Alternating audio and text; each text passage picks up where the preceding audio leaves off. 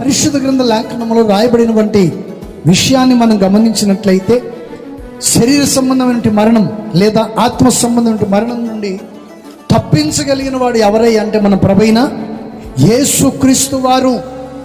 అందుకని చదవబడినటువంటి ఈ వాక్య భాగములో మనం గమనిస్తే ఇక్కడ చక్కగా అంటున్నాడు, మృతుల్లో నుండి యేసును లేపిన ఆత్మ మీలో నివసించిన ఎడల, మృతుల్లో నుండి క్రీస్తు యేసును లేపిన వాడు చావునకు లోనై ఉన్న మీ శరీరమును కూడా మీలో నివసించుచున్న తన ఆత్మ ద్వారా మనల్ని ఏం చేస్తాడంట?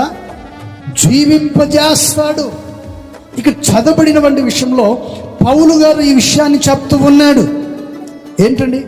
శరీర సంబంధమైన విషయాల్లో చచ్చిపోయి ఉన్నాం, లోకానుసారమైన స్థితిలో మనం చనిపోయినటువంటి వారమై ఉన్నాము. అందుకని దేవుడు ఏమంటున్నాడంటే, తన ఆత్మ చేత ఆయన మనల్ని ఏం చేస్తాడంట? లేపుతాడు. Praise the lord. మనల్ని జీవింప చేస్తాడు. Praise the lord. అందుకని దైవజనుడు పౌలు గారు ఒక మాట చెప్పారు, బ్రతుకుట క్రీస్తు, చావైతే లాభము. ఏంటండి ఆయన అంటున్న మాట? ఏంటి? బ్రతుకుట క్రీస్తు, చావైతే నాకు లాభం. ఈ మాట మీరు చెప్పగలరా? ఇక్కడ కూర్చున్న వాళ్ళు ఎవరైనా చెప్పగలరా?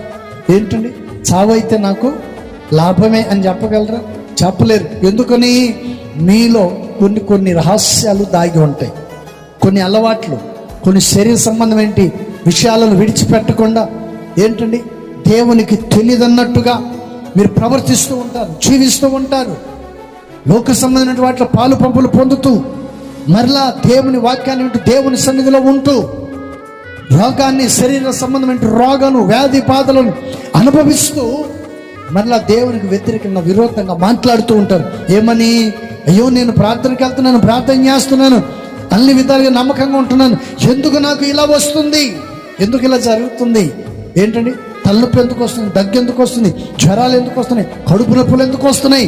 నేను అన్ని విధాలుగా నమ్మకంగా పరిశుద్ధాత్మని సన్నిధిలో ఉన్నాను కదా అని తమ జీవితంలో ఎదుటి వాని ముందు మాట్లాడుతూ ఉంటారు. కానీ స్థితిగతులను ఎరిగిన వాడు ఎవరు? మన ప్రభువైన యేసుక్రీస్తు. Praise the lord.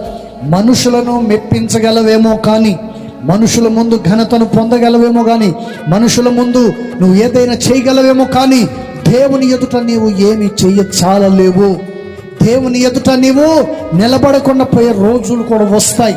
ఆ రోజు రాకముందే నీ బ్రతుకును మార్చుకొని, స్థితిని మార్చుకొని, పరిశుద్ధాత్మిక సన్నిధిలో, దేవుని సన్నిధిలో నీవు జీవింప చేయాలనే ఒక ఆలోచన కలిగి ఉండాలనేది దేవుని వాక్యం తెలియజేస్తుంది. Praise the lord.